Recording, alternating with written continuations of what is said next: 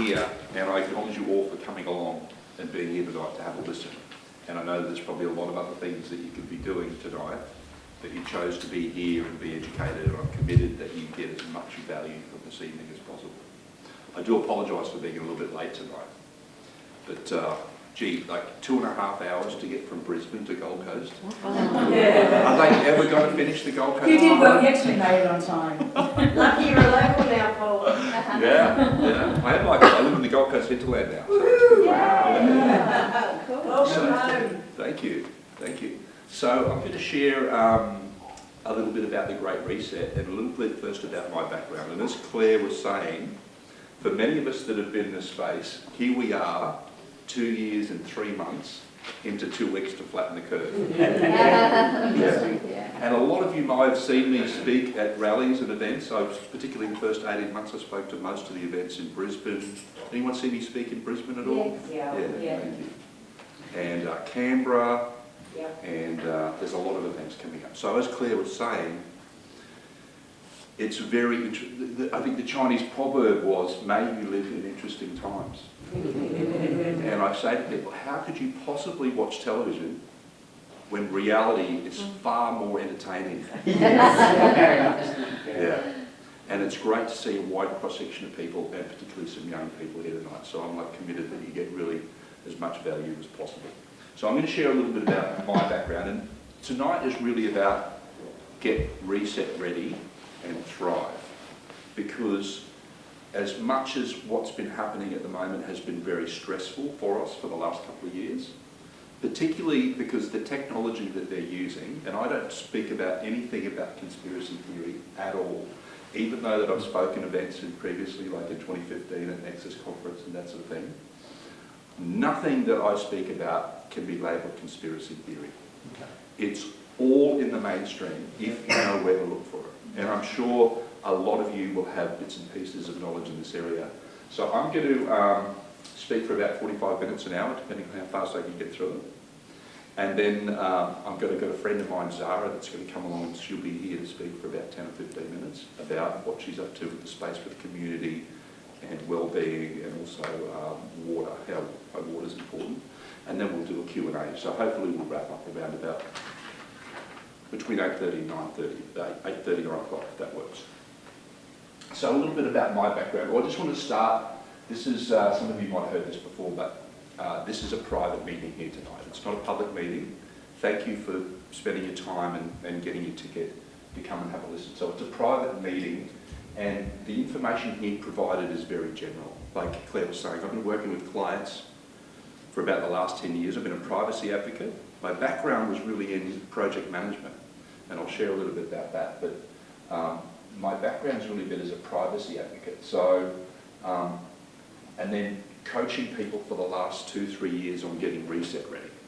As soon as I got stiff at this thing, whoever went, like when it first happened, I remember it was the 22nd of March, and I was like, hang on a minute, something's not right about this. And it was very familiar feeling to me when 9/11 happened on September 2001. Yep. And we'll go a little bit more into detail, but like I said, I don't talk about anything about conspiracy theory at all, so people can't dismiss us. It's interesting that people use the concept of conspiracy theory to actually dismiss having an intellectual conversation about something. Yeah. So I acknowledge that, like, what the journey that you've been through, but this is very private, and everyone's situation is going to be personal to you, even though the information is going to be general. So we're just going to, it's a private meeting. So a little bit about my background. My background, as I said, I was involved with project management. That was my background. I spent nearly a decade in Dubai in the Middle East, working for the ruling family, doing projects like Palm Island projects, the World projects and that sort of thing, working over there. I joint ventured with the James Packer Company and do it for 65 staff. And I've also been involved in real estate, in the real estate industry. Don't think badly for me about that. I got thoughts and opinions about the real estate industry as well. My mum and dad were involved with development, and then I founded Paul Seils and Associates in 2014. So we're not financial advisors. I don't want to be under the regulation of financial advisory. There's less than 20,000 financial advisors in Australia now. The banks are trying to completely control that space altogether, but we're all about strategy. That's all about strategy. So my background, and some of you might have heard of some of these people before. This was like in 2015. I sort of really got involved with privacy, and I ran this online symposium with Sasha Stone. Some of you might have seen this. Paul Craig Roberts, Professor Noam Chomsky, Max Egan. Any of you know Max Egan? Yes. Oh, yes. I'll tell you a little bit more about Max in a minute. Foster Gamble from the Thrive documentaries, Pippa King from, she's all about the privacy for children in the UK, and Gerald Salente from the Transform Cast Journal. So here's some of the people that I've been fortunate enough to be able to spend some time with and hang out with. Graham Hancock from the, if you get a chance to watch the TEDx talk called The War on Consciousness, get a chance to watch that, it's amazing. Nassim Haramein, the quantum physicist. Max Egan, this is a picture of Max and I in Mexico in about January, February this year. Yeah, and I travelled to the US and Mexico without compromising my personal sovereignty as far as my that's concerned. Yeah, yeah. So Max, I actually helped Max get out of Australia. Yeah. John Shipton, famous journalist and documentary maker. And John Pilger, John Shipton, Julian Assange's father. I got to know Julian Assange's father quite. Yeah. And if you get a chance, you can watch it online. I took my mum to meet him at the premiere for the movie called Ithaca, Ithaca. It's a documentary about where it's happening at the moment. And he got married in prison recently, and the whole thing, like 13 years. And people were complaining about a couple of months in solitary confinement. He's been doing it for 13 years. You know what I mean? A couple of other people here. Dr. Bruce Lipton, you know Dr. Bruce Lipton. Michael Challenger from the Ubuntu movement. David Icke. Someone said to me I was the only person that was able to get David Icke to smile. Yeah. I reckon you're right. And Foster Gamble. And this is my recent trip to the United States. So Lee Dundas, the human rights attorney. Yeah, she's great. Lee Dundas. Lee Dundas. Yeah. Human rights attorney. Dr. David Martin. Yeah. Oh, yes. Mickey Willis and Judy Mikovits from Plandemic. She's amazing. Dr. Rashid Buttar. Yes. Yeah, got to have dinner with him, that was pretty cool. Wow. Alex Jones and Laura Logan, the journalist Laura Logan. Yeah, she's pretty amazing. So that's a little bit about my background, and then also got to spend some time in the US, 6 months in Mexico. And some of you might have heard the song, I performed it a couple of times, including the Freedom Ball. Recently, Claire kindly got me along. Hold the Line made #1 in US country charts in February this year. Yeah. Didn't get 0 airplay in Australia. Can you believe that? They said it was too political. Yeah. Yeah, didn't have the V word or anything in it. Wow. 0 airplay in Australia. Put a Z in it. Had too much truth in it. That's right. Yeah, #1. Where is it? I beat Dolly Parton. She's in there somewhere. Yeah, Dolly Parton's number 17. I beat Dolly Parton. I'm quite proud of that. Yeah, I've got a background in, like I said, privacy. Also ran this event in August 2018 called Block Conscious, bringing consciousness in together with blockchain, what's happening with blockchain. I'll talk a little bit more about and touch on that as well. And started a community. We've got a community called the Conscious Investor Network. So it's not about what people are doing necessarily just with their money, but also where you're spending your time, where you're putting your attention, bringing consciousness and well-being and health together, and people investing in projects. Financially is really just one small part of it. So I'm just a little bit curious, like the theme, the conversation for tonight, I'm not going to move around too much because it would make the cameraman work too hard, but we're talking about get reset, ready and thrive, and like I said, I acknowledge you all for being here, but I'm just curious for some of you about like what it is that had you be here, what piqued your interest, what's like, oh, I'm going to have a listen to this, I'm worried about this, and some of you might have some concerns about what's happening at the moment, and I'd say there'd probably be legitimate concerns, but I'm just curious if some of you wanted to share about like what it is that had you come along tonight and what you wanted to, what you're out to hear, or what your interests are, what your concerns are. I really like the positivity about the heading, like, and thrive, because everything's been very negative.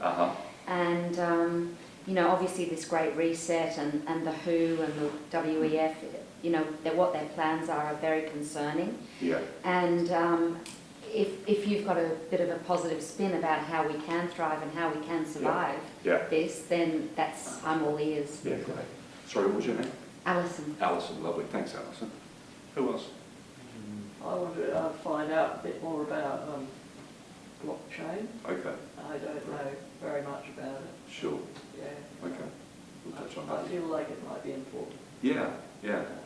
And it's like anything else as well in the world. Yeah.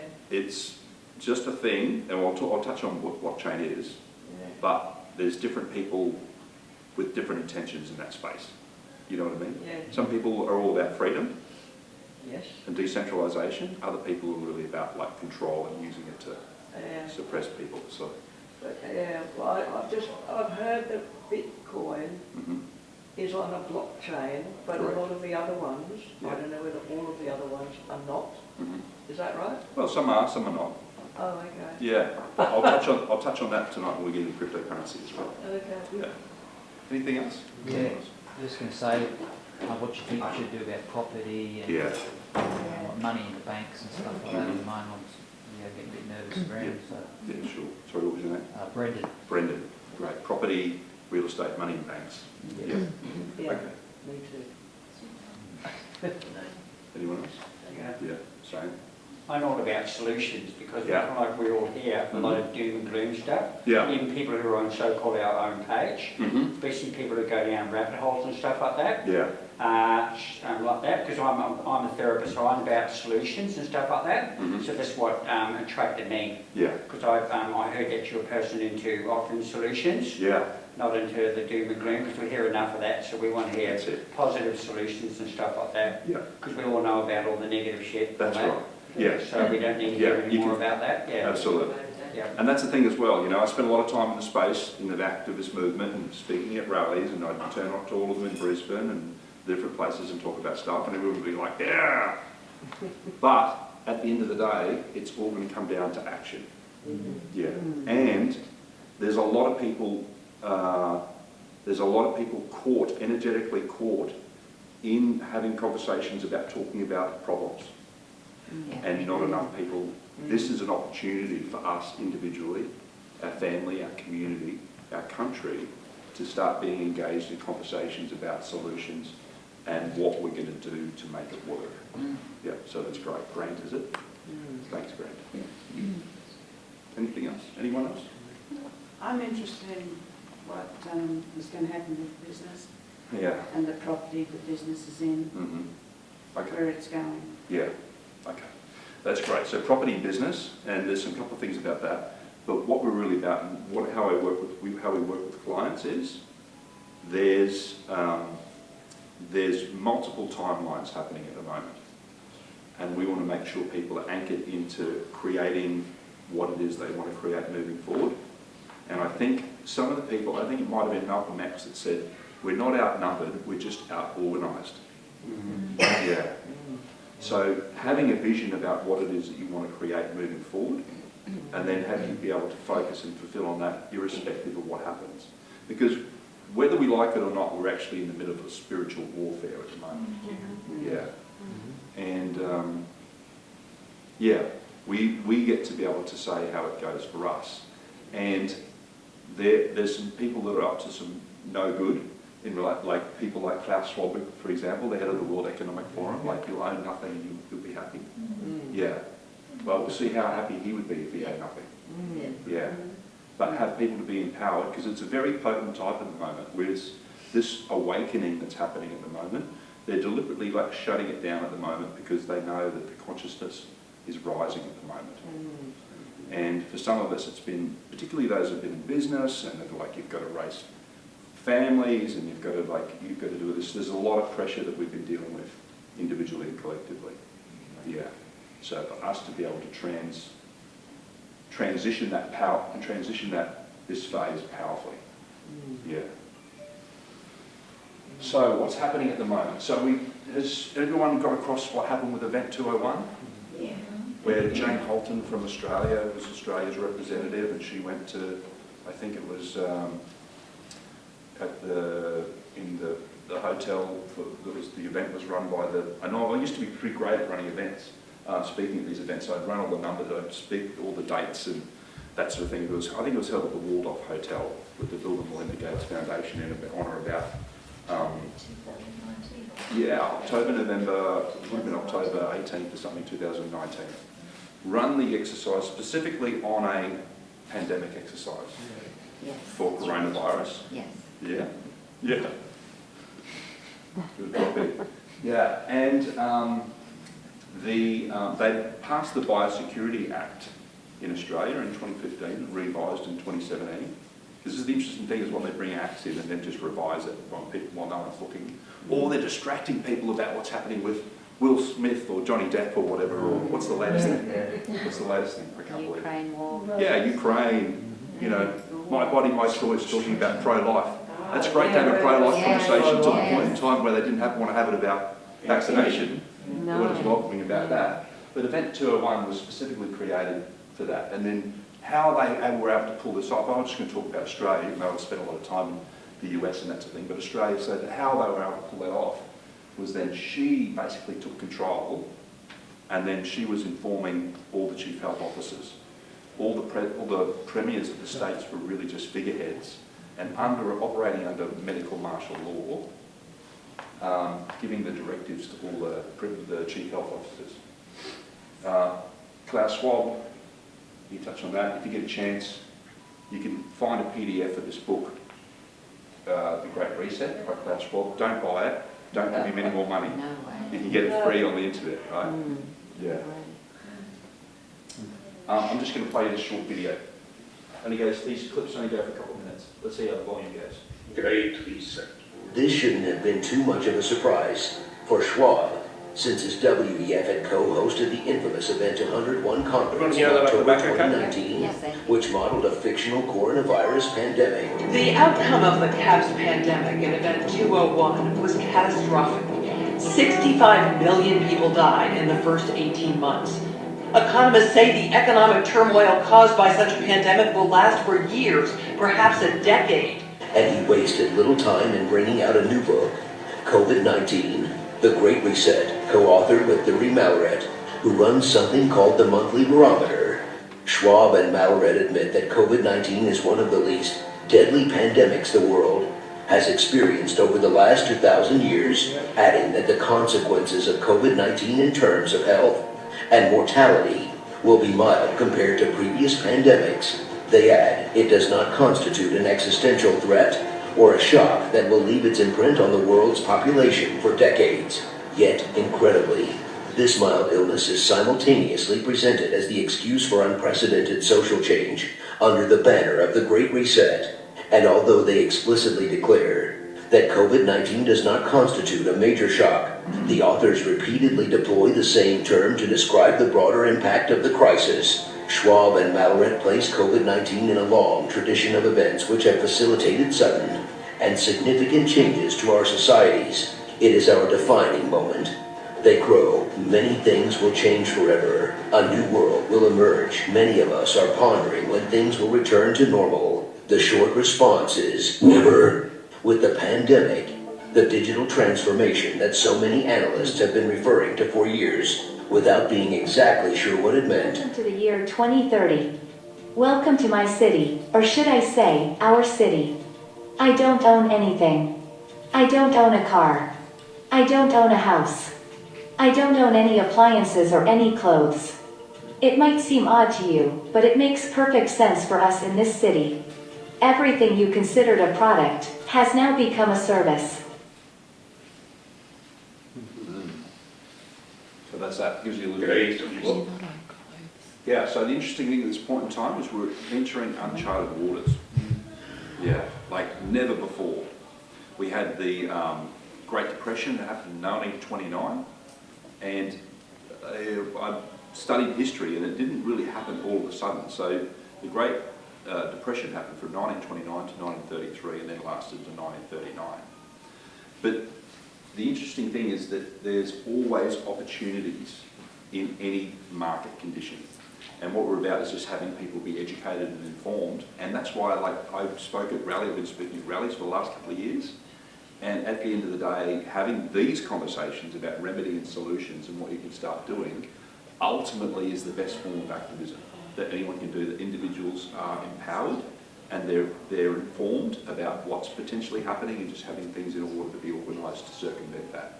There's always an element of risk in everything, but just about minimising risk as much as possible, wherever possible. Because the amount of debt that's being run up at the moment, it's like astronomical. Does anyone know how much a $1 trillion is? Yeah. States has lost some. Yeah. Yeah. 1,000 billion. Yeah. 1,000 billion. Yeah. So 1,000 million. Uh-huh. Yeah. Which is interesting, huh? So the Australians warned they could be taxed for a generation to pay off $1 trillion debt. That's on the current trajectory at the moment as the budget blows out fighting the coronavirus. So I had to do a bit of research on this and check this out. Do you know how long a generation is? 15 years. Yeah, 15 years up to 25 years. Yeah, which is incredible. So the interesting thing is, with what happened in the US and the devaluation of the dollar, they basically had a fancy term called quantitative easing. And quantitative easing is basically a fancy term for just creating money, but not even necessarily printing it, but just typing it in. So, and for anyone that understands how debt-based fractional reserve banking works, is whatever the asset of the bank has, they can like lend or lend out up to 21 times of a multiplier of that asset base. 21 times. I heard 12 times. It could be 12, some of them they leverage it up and give you 15, up to 21 times, which is incredible. But so this is like 100. Who's noticed how much things have gone up in price? Yeah. Builders are going broke at the moment because they can't honour their contracts anymore. Costs of fruit and vegetables, lettuce for like $12. I didn't see any $12 lettuces. I don't know whether the media is actually driving a lot of the hysteria. So what they do is they seed the consciousness with telling people that toilet paper is running out, and then everyone rushes out and buys toilet paper. Yeah. So what we're experiencing at this point in time as well, which is very interesting, is moving, and this is my area that I was like covering off on previously around privacy, is we're moving into a phase of mass surveillance. And there's even people like Edward Snowden has said previously in the last couple of years, we'll have a generation of teenagers that will have no concept whatsoever of what privacy is. Yeah. So this is what happened as a reference just in that point in time. So mobile phone location data was used to track Australians' movements during the coronavirus. Even people in Melbourne, police could tell if people travelled more than 5 kilometres outside their allocated radius. Yeah. So the thing is, what I'm going to talk about is not necessarily to scare people. The intention is not for fear. The intention is just for people to be educated and informed about what's happening. So if you choose to do that, that's your business. And sometimes people say, well, I'm not doing anything wrong. I've got nothing to hide, which is probably true. But the thing is, what's happening on this trajectory at the moment is they're actually changing things retrospectively, like laws going back. And then someone might go back on this point in time and harvest the data of the people sitting in this room in 5 years' time saying, you were in this room talking about sedition and all these things about the government. We think you might be domestic terrorists. You know what I mean? So there's not to have any fear around it. It's just for people to be empowered to take control, take responsibility for their own data, etc. So the social credit system. Who's heard or understands what social credit system is? I know Donna would. So good. In China. In China. Yeah, it's interesting. So here's a real quick video. It goes, all these videos really short, just 2 or 3 minutes. Everywhere she goes, Ouyang Haoyu is followed. What she buys, how she behaves, is tracked and scored to show how responsible and trustworthy she is. It's called the social credit system, and in one version now being tested, a person's reputation is scored on a scale of 350 to 950. And Haoyu, with a good score of 752, is okay with it. In fact, most people are. It's a mechanism like pushes you to become a better citizen? It's big data meets Big Brother, expanding how the government monitors, understands, and ultimately controls its 1.4 billion citizens. 这个是针对 Thanks to advances in artificial intelligence and facial recognition, and a web of more than 200 million surveillance cameras. Are people bothered by privacy concerns? We think the lot of camera keep the safety is really good. We can accept it. Companies are experimenting with the algorithms to help the government create the new national social credit system. The government also has pilot projects. In one, citizens are required to do hours of unpaid work to get benefits. And scores are docked for things like littering, a messy yard, gossip, even jaywalking. Video of offenders is shown on the local news. And information collectors like Zhou Ai-ni are paid to report on their neighbors. Her quota, 10 entries a month. Like the man who carried a drunk person home. A good deed, she says. Good social credit gets rewarded with perks like cheap loans and travel deals. But a bad score means public shame and worse. Huang Huijun lost a court case and didn't pay. Now he's on a government blacklist. I can't buy airplane or train tickets, he says, and the list goes on. Being discredited makes it hard to get a job or put kids in top schools. The social credit system will go nationwide next year, and few here are willing to criticize it. Something that may pose a risk itself for a bad score and the life that comes with it. Janice Mackey-Frere, NBC News, Beijing. So that's a little bit about what the social credit system's about. But, because that's really what this is about. It's not really about anything to do with the virus. Yeah. It's really... Yeah. Yeah. So the thing is, I'm not a technophobe either. Technology's great, but you've got to be able to take control of your own privacy and your own data. That's the thing. That's paramount. But, so you mentioned, like, yeah, China. So China's big brother goes to Australia. You probably can't read this from here. So I'm just going to... Australia is preparing to debut its version of the Chinese regime. This is again, none of this is conspiracy theory. This is all from the mainstream media. This is from 29th of April 2019. Australia is preparing to debut its version of the Chinese regime's high-tech system for monitoring and controlling citizens to launch to take place in the northern city of Darwin. Will include systems to monitor people's activity via their cell phones. The system is based on monitoring programs from Shenzhen, China, where CCP is testing the social credit system, etc. Smart technology will be fully rolled out. So it's already been trialled in most countries of the world. Yeah. So it's not just China. Yeah. So the thing is, and I'll talk a little bit, touch on encryption and that sort of thing as well, but the amount of data that's being harvested from people's technology is just astounding. If you get a chance to watch a documentary as well called Citizen 4, it talks about Edward Snowden, if you can watch it for free online, and it talks about, this is really interesting, this goes sideways for a side conversation really quickly, but Australia has no Bill of Rights. Australia has no Bill of Rights. Yeah. And the governments in the what they call the Five Eyes Alliance, which is the Five Eyes were originally meant to be countries that were like formed together to be able to spy on their enemies. And that's Australia, New Zealand, Canada, UK and USA. So none of those countries were able to get their governments, and none of their people would ever accept that. So the Five Eyes Alliance met on the Gold Coast on or about November 2018. Peter Dutton is one of the people that's involved with the Five Eyes Alliance, the politician. Yeah.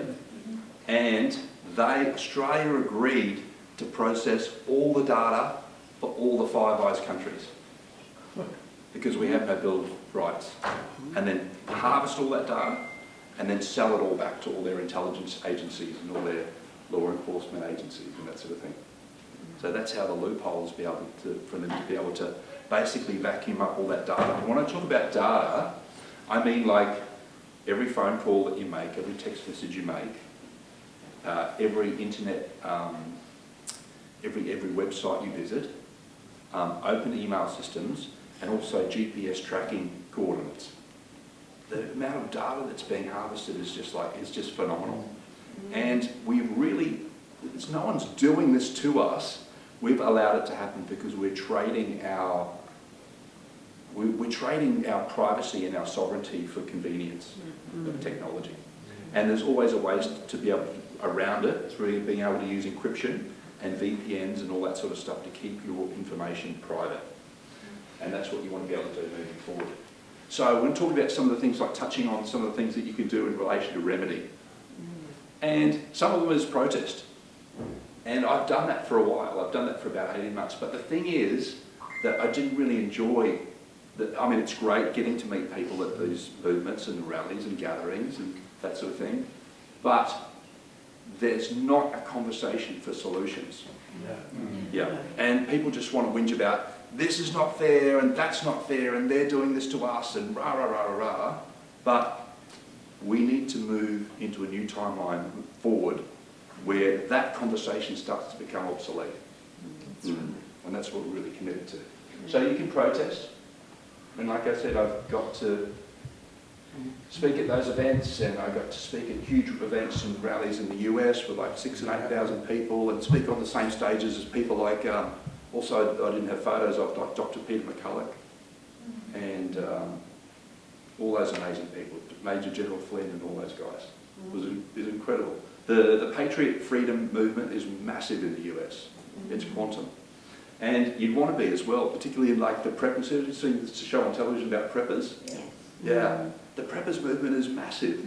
But again, it's great to be responsible and have all your affairs in order and be sustainable and grow your own food, and that's great as well.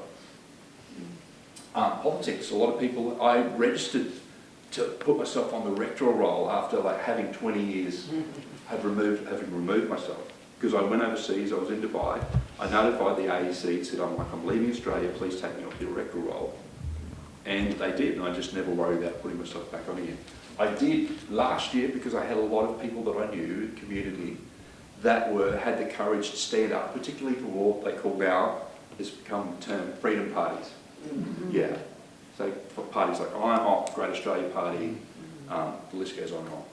So I decided to do that. I don't know whether it contributed to much, and there's a lot of people in the space that's really just added to a lot of resignation and cynicism that think that probably the system's still very fraudulent as well. Yeah. You can take legal action, and there's people taking legal action at the moment. It's one of the strings for the bow to be able to take action, but it's very long-winded and it's very expensive.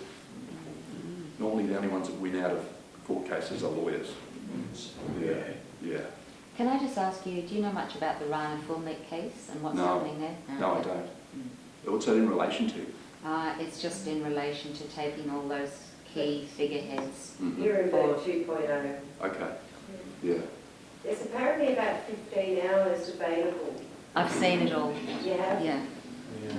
But then it was finding a court that they could actually present all the information to, and that was the hardest challenge of all, was finding a court that would agree to. Yeah. There's a lot of people taking class actions, but you've got to do it within your own jurisdiction.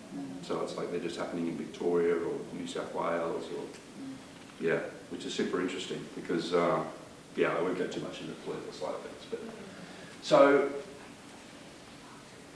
the core foundation of this point in time moving forward, whether you've chosen to be vaccinated or not, is having a solid foundation of health and well-being. It doesn't matter how much money you've got. It doesn't matter where you live. And it doesn't matter any of those things unless your health and well-being is not foundational. And I know that there's a lot of people at this point in time that think that their health is just, it's okay. Like you've got no health conditions, I don't take any medication, rah, rah, rah. But taking action to elevate our level of health and wellness, and that interfaces with our spiritual frequency as well, our spiritual practices. Keeping our health and well-being, and there's always levels and layers to go to boost your immune system as much as possible. And I know full well about that. That's me like 8 years ago. Or as my brother would refer to, the guy that ate Paul. Yeah. So elevating everything that you do. It's funnily enough, I just spent some time with my dad today, so just on another side story as well. I was in the US and things were going well, got my #1 song, got that happening, it was all starting to happen, and then my dad had a fall. Hit his head, got rushed to hospital. I won't say which hospital. Rushed to hospital, tested him for COVID positive, and then stuck him in a COVID ward for 2 weeks. That's disgusting. Where he had a stroke and they gave him remdesivir. Yeah. And if anyone that knows anything about remdesivir, it's the product that's actually contributed to the spike in all the deaths in the US, causing organ failure. Normally, like kidneys, liver, and then lungs. So what it was doing in the US, because it's the recommended version, particularly of treatment for non-vaccinated people, again, nothing about non-vaccinated or vaccinated, whatever you would choose to do is your own business, but it would contribute to that, and then also fluid in the lungs, and then they'd put them on a respirator and then end up dying. Oh. Yep. Yeah, and people said to me, I just knew, as soon as he had a fall, I got to get back. Yeah. It took me weeks and weeks and weeks, because the Australian government said you had to get a PCR test. And we know that most of the PCR tests are false positives. Yes. And if you've ever tested positive for anything with a PCR test, it could be for any number of 60 different things, including like Epstein-Barr virus and all that sort of stuff. And the Australian government is so far behind with their knowledge and their technology. I was like getting tested twice a week for like $300 Australian per test, because the cost of healthcare and everything's so expensive. It took me weeks to get over there, to get back. So, yeah, so we're taking him for treatment at the moment to go and do things like hyperbaric chamber sessions. And that sort of thing. Has anyone heard of hyperbaric chambers? Yeah. Yeah. It's really amazing. My dad had his first session today. Yeah. So there's always levels and layers of our health and well-being and our frequency that we can increase. When I talk about frequency, based on your spiritual practices, whatever that is, whether it's some people it's prayer, some people it's meditation, some people it's chanting, some people it's just going taking a walk in the nature, eating nature, or going being in a waterfall. Yeah, which Gold Coast hinterland is fortunately has a lot of. Yeah, so encouraging you everything. So it's a little bit between like it's a bit of a, we're in the sort of the eye of the storm at the moment, because I don't know whether anyone heard as well, but Joe Biden gave a speech last week, and some reporter asked him, why do you need like all this extra money? Did anyone see that? No. He said, because the next pandemic's coming. Oh, yes. It's coming. Yeah. They're like, what do you need that money? Because we need it for the next pandemic. It's incredible. Yeah. So part of us that we're here at the moment is for us really to be able to form community moving forward. The strength of community is vital. And whether that's like physically living in a community or having a community of like-minded people. Because you know the most terrifying thing for people at this point in time is for them to go through an awakening or a spiritual emergence process and feel like they're all alone, particularly within their own families. Yeah. So being supported, finding community, and then growing food. Does anyone here grow food? Yeah, right. It's an amazing spiritual practice. It's amazing the vitality of food. Food, when it's picked, some of you might know this already, food when it's picked loses 50% of its vitality within 30 minutes of being picked. Yeah. So sometimes when you go to places, and like Coles and Woolworths, you might have by the time you consume it, it might have been picked like 2 or 3 weeks ago. Yeah. So it doesn't, and then the depletion of soils and all that sort of thing as well. But being able to, people go, oh, I haven't got any land, I haven't got any property or whatever. There's community gardens. There's heaps of people out there at the moment that want other people to come along and use their space to work and to grow food, etc. Yeah, rebellion's not what you think. And I remember my grandmother always used to grow food. She would always have a strawberry patch with milk bottles flapping around to keep the birds out and all sorts of stuff. Yeah. So privacy. Privacy is going to be paramount coming into this transition. And yeah, not to be paranoid, but just to be aware, yeah, the importance of privacy. And I work with, as part of the reason why I went to the States was to work with these guys with the clear phones. Has anyone heard of clear phones? Yeah. Yeah. So the reason why clear phones are becoming popular is because they work using encryption. Encryption is really a fancy word for not being able to decipher your messages. And like I said, whether it's phone calls, text messages, internet browsing, GPS tracking locations, all those sort of things. There's a short video here with Michael Proper that I want to just play for you. Again, it goes through about 2 minutes. For anyone that might be interested with as far as phones are concerned. Welcome to a new millennium, where we're announcing the ClearPhone series, which we have worked our guts out for almost a decade to bring to you. These phones are decentralized phones from the day you actually get it. You get your own encryption code. You get your own data. You're the only one that has access to it. That's important not only for privacy-minded folks, but also for parents. These phones give you choice for the future, whereas you haven't had it in the past. Whether you're running an Apple phone or an Android Google phone, you literally have a centralized system that's profiling and in many ways own you. These phones give you ownership of your own data and your own privacy from day one with a unique encryption code. The hardware will compete with every single manufacturer that's out there today, whether you're talking about screens, batteries, or cameras.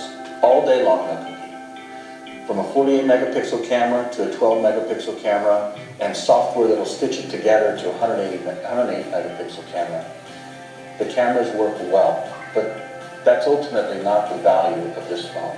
The value is once you take a photo, what happens to it, how it actually puts that photo in many locations.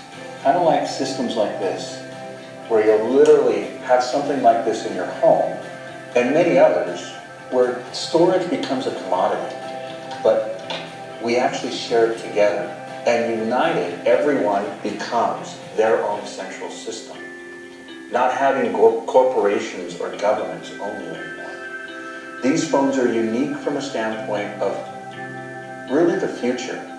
It's important for individuals to be able to own not only their own phone, but their own data, and to share that back-end infrastructure with the whole world.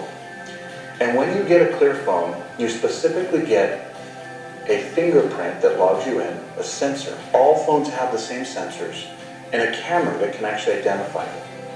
Why that's important is it takes away all your username and passwords from all your systems. Whether you're logging in online, your phone dings. You want to log in? Yes, log in. Verifies, logs you right in. Off of an encrypted code that's specifically unique to your phone. But if you lose your phone, you just grab the 12 words that you were given when you set them up, and you literally get all your data back, as well as your privacy, as well as your ID. Imagine what you could do with a decentralized ID that is specific to an individual and can't be copied or duplicated or fraudulently created by someone else. That's the future.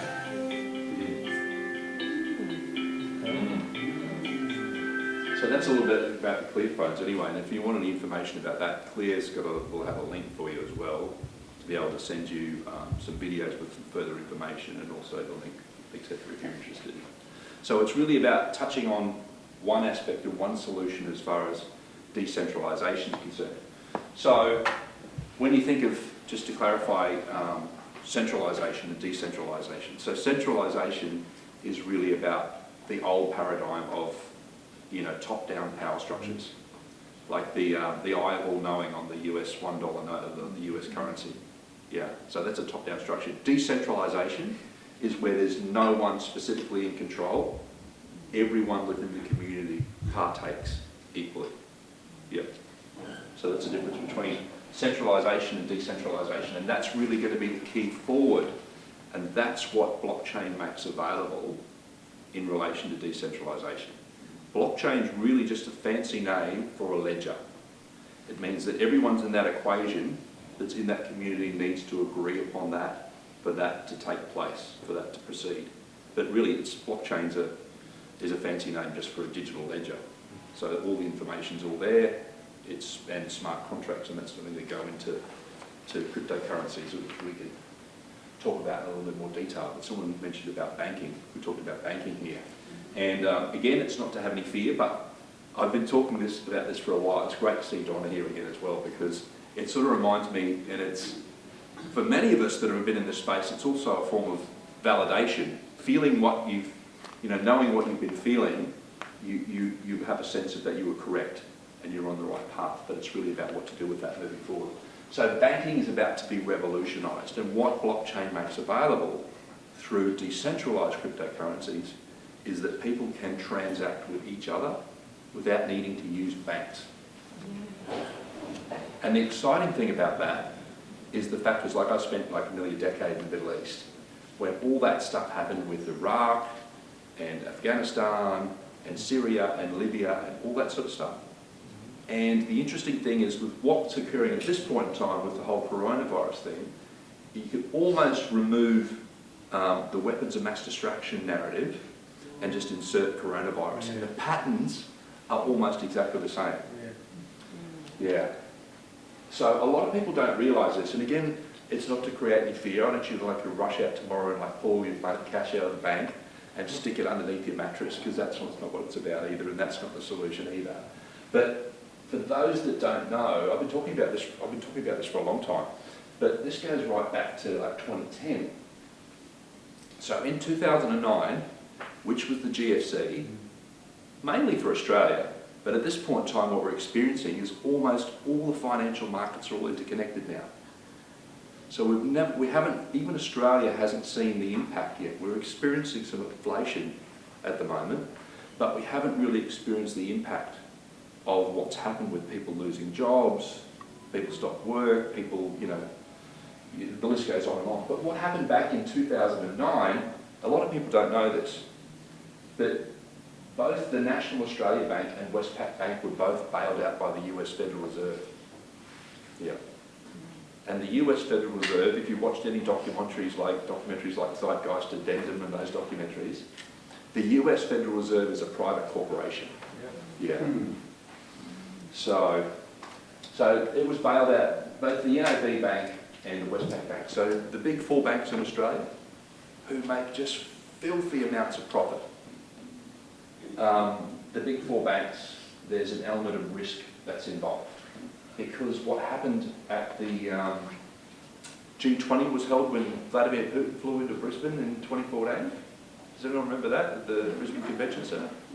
Yeah. So they signed off on the bank bail-in laws. That's what happened, the bank bail-ins. So what happened before with the GFC is, with the bailouts, the government bailed the banks out and then ran up the debt, effectively passing all the debt onto the citizens, without the citizens realising it. So when they passed the bail-in laws, what a bail-in law means is what's happened in Cyprus previously, is they treat all the account holders of that bank as if they were like shareholders. Yeah.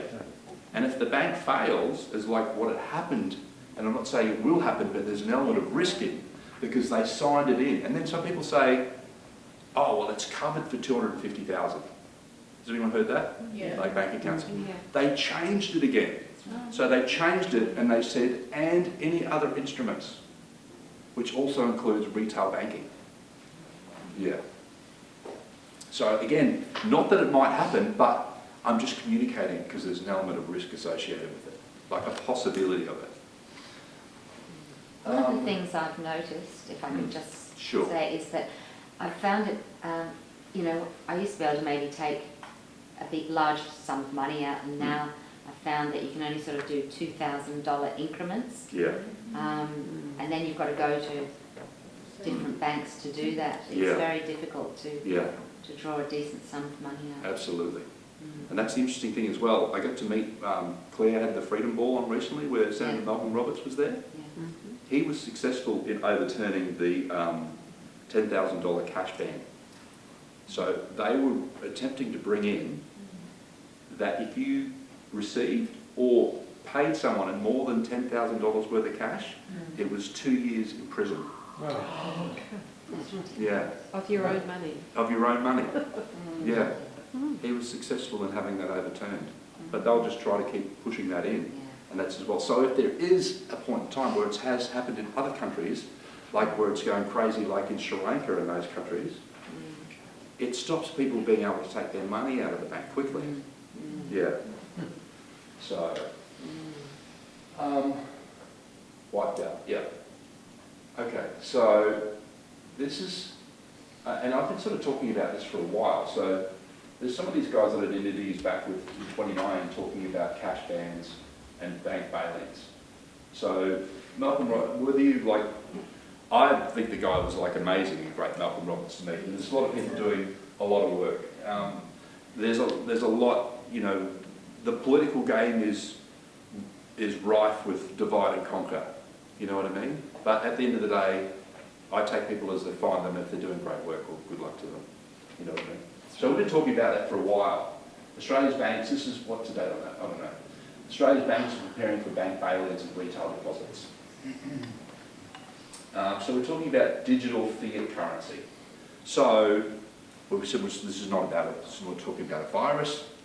We're talking about these other agendas, including digital IDs. Digital IDs and also digital currencies. So the interesting thing is we work to have clients be organised because of the fact that even as Klaus Schwab has said publicly, these guys are so brazen at the moment, they don't just care, they don't care what they say anymore. It's like, what are you going to do about it? He said it'll happen very, very slowly and then it'll happen very, very quickly. Yeah. So, digital fiat currency. So when we talk about fiat, we talk about fiat currencies like paper currencies at the moment are fiat. Like technically, they're not backed by anything of value. Like it costs the Reserve Bank of Australia 11 cents to make a $100 note. And people have conversations with me in the early stages about getting involved and starting cryptocurrency and say, well, it's not backed by anything of value. And I'm like, well, compared to the Australian dollar? Yeah. So fiat currencies, so digital, they want to move towards a digital fiat currency. And what we're experiencing at this point in time, and you'll start to hear this term a lot more in the next couple of years, we're actually splitting into a parallel economy. That's what's happening at the moment. So you'll have all the people that sort of go to the mainstream and keep watching the football, not that watching football's bad by the way, but watching football, drinking beer and watching the news, believing that narrative, and then the rest of the community starts going, hang on, something's up here, which more people than ever before are starting to do, starting to wake up and go, hang on, we're going to start like creating community, we're going to start getting involved in our spiritual practices, we're going to start trading with each other, we're going to start bartering, we're going to start being in the conversation for the solutions about what's possible. And that's what's super exciting about this time, particularly to the younger people, rather than people just banging on about all the problems and things that's not working. There is going to be more opportunities that are going to be created than ever before. The greatest transfer of wealth of our lifetime is right before us at the moment. One of the things that really concerns me a lot is, you know, there's been talk of the crashing of the internet, the web, and, you know, like if that happens, you know, how do communities like ours keep in touch? Yeah. That's the hard thing, and, you know, I could see that actually happening. Yeah, absolutely, absolutely. So, we're on another timeline together. Yeah. So, debts. You know, we've been educated and to a certain degree indoctrinated a little bit as well, thinking that debt's good. And some debt is if it can be serviceable. But into this period that we're coming into, you don't want to have any unnecessary debts. Yeah. We've been sort of indoctrinated into negative gearing. I remember being, like, I've done all the property seminars. Jan Summers years ago, like 20, 25 years ago, was doing all the negative gearing seminars. And that's the whole thing about like negative gearing never sort of really made any sense. It's like spending $1 to save 50 cents. That's what negative gearing is. It's weird. And you know what? It's negative gearing just like drives up between negative gearing and people renting properties, there's like people that have got like 20 or 30 properties that they've taken and rented, and then putting it out on Airbnb for like 2 or 3 times the price. And some countries have actually banned Airbnb because it makes the affordability of housing so unaffordable. We've got like the second most unaffordable housing compared to income to property values, like what we've got to pay to have a roof over our head. It's like the second most unaffordable housing in Australia, in the world. So, and the interesting thing at this point in time as well, it's like the war in Ukraine's making the price of petrol go up. The war in Ukraine is making the interest rate goes up for the Reserve Bank. You know, it's crazy. So just again, so it's like the timing might be impeccable. Like you paid $20 to be here, but some of this knowledge and information about what's happening at this point in time to be able to take action now could really be invaluable. Because the projections are there could be as many as another 12 interest rate rises over the next 2 years. So you can imagine what that's going to do for people, particularly younger couples that have bought properties at the peak of the market, and the market's already starting to go soft already. Yeah. So the more the interest rate goes up, the less income people have, and then the housing price goes down. So all those people who have been greedy that have bought a whole lot of properties can be in shit street, is that right? That's right. Yeah. Unless they've got the ability to work their ass off and be able to pay for it. Yeah. And who wants to like just work just to pay banks to make billions of dollars? Yeah. So just be able to remove as much unnecessary debt as possible. Yeah. So this is an interesting article as well. Where was this? 11th of March 2020. Coronavirus will bankrupt more people than it kills, and that's the real global emergency. Yeah.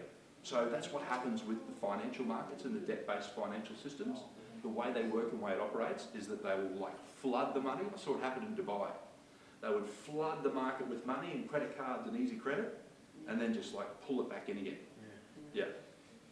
And I saw property values drop by like 50% in 3 months in Dubai. It just happened fast like that. But it'll happen slow here. It'll happen slow. Yeah, so we've been sort of talking about this for a while. This is some of the articles that we go back to like 2018. World economy, IMF, housing crisis, etc. So it's an affordability issue and a supply issue at the moment. So we're going to take a deep breath now. That's all the bad news. And that's the things just to be aware of and look out for. But the good news is, like I was saying, that the greatest transfer of wealth is right before us at this point in time. And have individuals just to be placed in that place to put strategy in place to get that cleaned up and have bits and pieces in order. And again, not necessarily that it may happen. God forbid if there's a bank failure in Australia, but just have people have things in order so that if it does happen, you've got peace of mind. And I've got a lot of clients that have been like struggling with anxiety and all that sort of stuff at the moment. You know, not being able to sleep because of the concerns and the worry and just the stuff that's just being pushed out in the media is just, it's crazy. The greatest transfer of wealth of our lifetime is before us. So this is what we do with clients. Like we're looking at where it is that you're banking at the moment. And all I'm saying is that if you're with any of the big 4 banks, you might want to consider moving away from them. And again, like I said, none of this is financial advice, but like I said, the Westpac and the NAB Bank were both bailed out by the US Federal Reserve in 2009, and this could be potentially like 10 times greater than that with what's before us at the moment. So looking at what's happening with your banking and finances, looking at where your debts are, and like I said, not all debts are bad, but you really want to be able to have a look where you're removing any unnecessary debts where possible. Mortgages, the interesting thing is I've had clients that have paid out their mortgage and they're telling me they can't get their title deeds back. Isn't that crazy? It's actually a criminal offence to destroy legal documents. The banks are just lazy. They go, I'm going to digital copy It's like, where's the original document that has the copy of the stamps, where the property was originally created? And so there's a lot of people dealing with that at the moment. Mortgages, multiple income streams, where you can, encouraging you wherever possible to consider diversifying and having multiple income streams. Including, you know, things like online businesses, etc. Having a look at where your superannuation is at the moment, that's vitally important as well. Where your superannuation is. A lot of people have their money in industry super funds, like Q Super and that sort of thing. You know, and I said, what's your super invested in? And they're like, I don't know. Yeah. But for all they know, they could be invested in weapons companies, like Raytheon. They could be invested in pharmaceutical companies. Yeah. And what's happening at this point in time, if you get a chance, check out some companies like BlackRock and Vanguard and State Street and Morgan Stanley. So those guys are running artificial intelligence systems on all their investment platforms.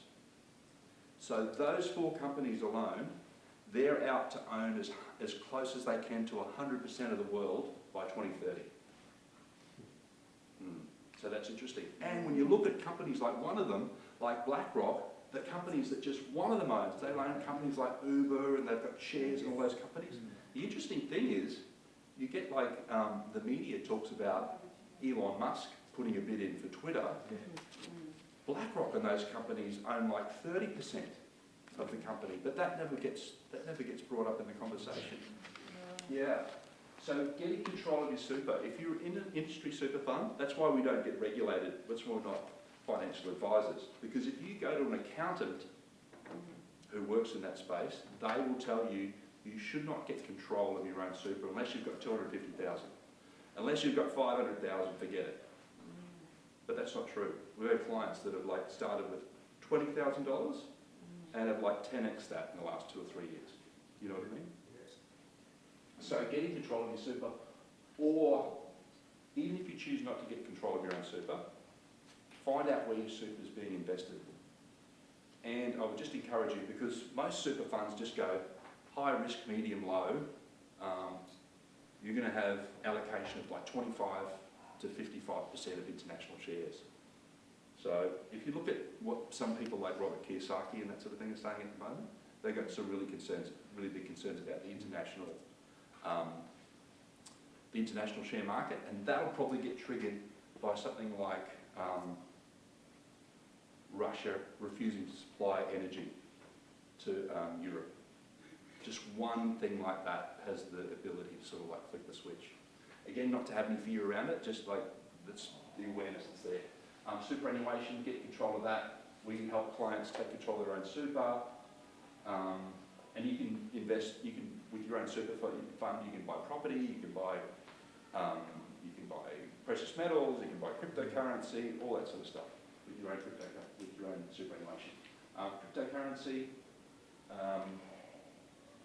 again, there's like 20,000 cryptocurrencies in the world already, you know. So getting across that, and then precious metals. Precious metals are good as well to be a store of value. It's a hedge against inflation, but they're not all straightforward solutions, because when you have precious metals, then you've got storage issues as well, and security. So the best form of security is secrecy. Yeah, there are clients that are like bury precious metals in their backyard and all sorts of stuff. So yeah, getting across precious metals.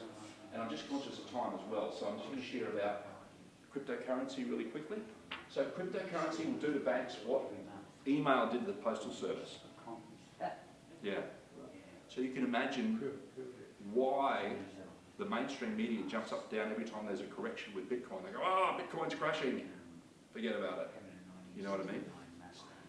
The cryptocurrency will make banks obsolete. And that was the thing that I got excited about initially. So, but it's volatile. It's volatile. But it's just a matter of getting in the market at the right time. So I'm going to send a link for Claire to all of you as well, that anyone that's here, so that there's a link that gets sent to all of you that you can open up an account and get $20 worth of Bitcoin to get started. So you can just get a feel for it, find out how it works and what happens and that sort of thing. I was involved about 4 or 5 years ago with cryptocurrency.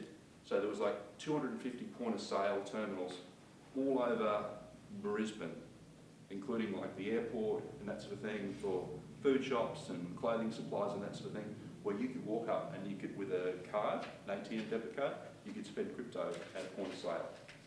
They're not happy. It's just diversifying into different things besides fiat currency. Precious metals, like I said, gold, silver, platinum and that sort of thing as well, as a store of value and a hedge against inflation, but then you've got to either store it somewhere or pay for storage, etc. So clients doing that as well. Superannuation, getting control of your super. And we do that for clients. We help clients take control of their superannuation, and you don't have any out-of-pocket expenses. We do it for our clients, or the people that are on our team have all the necessary licenses and regulations to be able to take control of people's super, and you don't have any out-of-pocket expenses. All the costs that it takes to create your self-managed super fund comes out of your super fund. Yeah. Social enterprises. So we also work with clients to assist in setting up social enterprises as well. So social enterprises are a form of privacy. So a lot of banks have oversight. So a lot of government departments, including the ATO and Centrelink and all those guys, have surveillance of Australians' bank accounts now. So social enterprises, we set up social enterprises for people that want to do good in the community, and pretty much any business that's operating can run as a social enterprise. That's currently running can also operate as a social enterprise. So it's good for privacy, it's good for asset protection, and it's good for legacy planning, and there's also no reporting requirements for the social enterprises. Is that like a foundation? It's sort of like a foundation, but foundations like that have evolved over a period of time, particularly over the last 10 or 15 years, where the foundations that were like operating in Australia were really just for a bank account. But the social enterprise now also has the ability to be own assets like property and real estate, cryptocurrency, precious metals and that sort of thing as well, because a lot of people rush out and got FOMO and rushed out and bought a lot of crypto without thinking about setting up entities and structures before they got into that space. And I've had clients that have made millions of dollars worth of, but had to pay millions of dollars worth of tax because they had it in their personal name. Yeah. And you don't want to have, I think Rockefeller once said, like, control everything and own nothing. Yeah. So, is it social enterprise anything like private members association? It's sort of like what people would call a private members association. Is it? But it's not. It's its own thing. It's a technology we've developed over about the last 12 years. And you can have 1, 2 or 3 participants in a social enterprise. So the good thing about legacy planning with that is the fact that if we're infinite spiritual beings, but we're going to lose our physicalness at some point in time, and that entity can then be transferred. So if it's got assets like property and precious metals and cryptocurrency and that sort of thing, you just pass that entity on to someone else. What happens previously is that if you've got property and stuff, it has to be sold off and the government makes money out of stamp duty and all that sort of stuff. That whole asset can just be passed on to someone else, or children, and all that sort of thing. So it's a form of legacy planning. So just to recap really quick, because I'm going to get Zara to come up and say a few words as well. So risk, looking at, when we work with clients, we look at everyone where their personal risk is. And the thing is, I always start with, there's some stuff to do. That's just a to-do list. We coach clients on stuff to do. It's like there's stuff to do, and then you go away and do it, then you have homework, and then you come back and do it again, and we have a conversation about it. But this point in time, what's the date today? Tuesday the 28th of June. Tuesday the 28th of June, 2022. We have the opportunity to actually be engaged in the conversation about what we want to create moving forward. And that's what will anchor us as as well as having community, having us anchor that into the future, while whatever happens unravels. Because, like, let's face it, we have been born into, who's seen or watched or likes The Matrix? Yeah. So we've been born into a system that we didn't really consent to. We were just sort of born into it and thought that was normal, you know what I mean? But, yeah, so getting across all those things, risk, income, debts, assets, privacy, and strategy. That's what we do with clients. Yeah. So I'm just going to run through, if I can, just take 2 minutes to just run through how we work with clients. For example, we have like a 30-day reset ready. All our clients sign off on non-disclosure agreements. We don't keep any information. My background, like last 10 years being involved with privacy, we have you fill out a strategy questionnaire, and then we do strategy sessions on Zoom, working about, always starting with the question about like, where do you want to be? Looking into, you know, the next 2 to 3 years.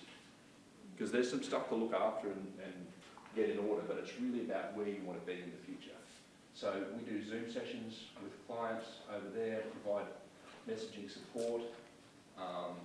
We do set up the meetings for superannuation reviews, set up your brokerage accounts for cryptocurrency. Then we have access to the Conscious Investor Network as well. We do that for $1,497, and that's able to be paid for by your super fund as well, if you're interested. But if you want to, that's the Conscious Investor Network. If you want to, yeah, that's what we do. We get a community of Conscious Investor Network. We talk about all sorts of stuff. So anyone that's here tonight, we're also offering a 30-minute complimentary meeting with yourself if you're interested and you want to have a chat to me a little bit further. You're welcome to do that. paulseils.com is the website address, and you can just jump in there and just book yourself a time for 30 minutes that works for you for 30 minutes. Yeah. So the beginning is near.